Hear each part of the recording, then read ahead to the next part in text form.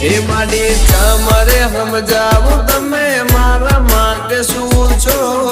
મારું ગુડલક તમારી મેલડી તમે છો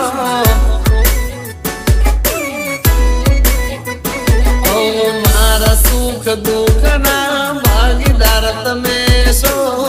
મારું ગુડલક મારું નસીબ તમે છો